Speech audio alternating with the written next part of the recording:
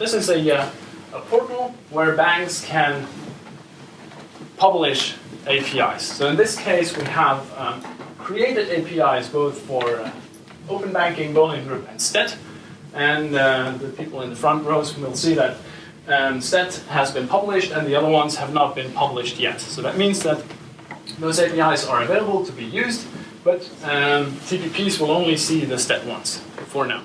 Then we're going to look at particular analytics, which goes a lot more into detail about this. So I'm not going to describe all the different options that are available, but we're going to look at API usage first. So in this case, we only have STET, which we have 2 subscribers. The other ones are not available on the public portal yet, so we'll see that only STET is being used. Now, what does this look like from the TPP's point of view?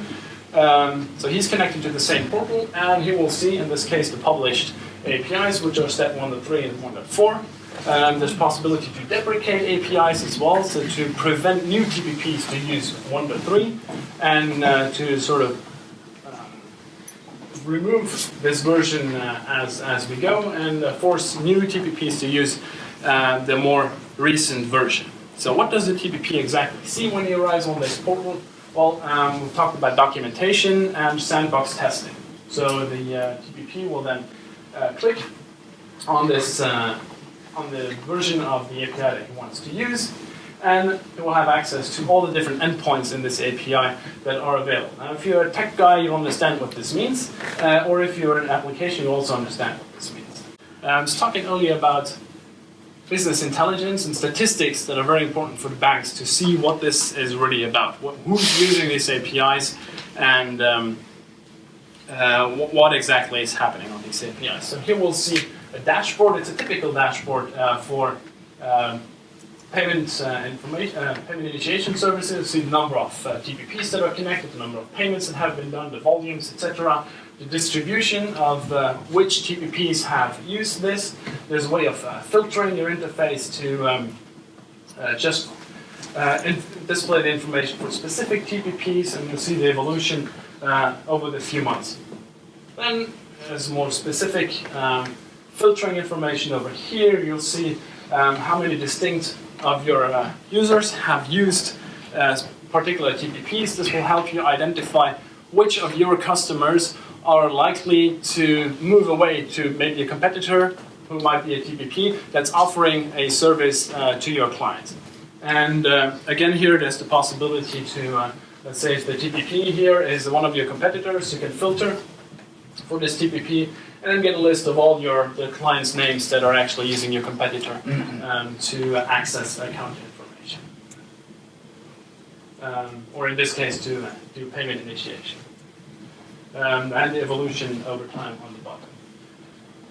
Right, so this is for payment initiation. We'll have the same thing for account information. We'll see the number of TPPs again and the number of requests that have been made. You're able to filter again over here for specific TPPs and see the status of their requests to do some further analysis. But this is really from a very top level view, the business analysis of this application. So the details over here again, it's fairly similar to what we've seen before for payment initiation. When September 2019 comes, we're all done with the compliance and we're all happy. And then next thing starts. I'm going to throw another chart at you. This is what happens after compliance, right? There's a lot of effort that has been done to expose these APIs, but it doesn't stop there. And we have PSD2, that PSD3 is obviously going to come around in some years, and many of the banks have taken the opportunity to take a step ahead and look of what exactly they can do in terms of service exposure, but also service consumption. We at Finologee, we have built a fintech acceleration platform, which is in which PSD2 is actually a very small part. It's about exposing APIs and consuming APIs. There's a lot of boilerplate functionality around this on how to manage APIs, how to monetize APIs, how to aggregate APIs, and there's all these services are included in this acceleration platform, and this will allow banks to not only expose APIs that are in the scope of PSD2, but other APIs as well.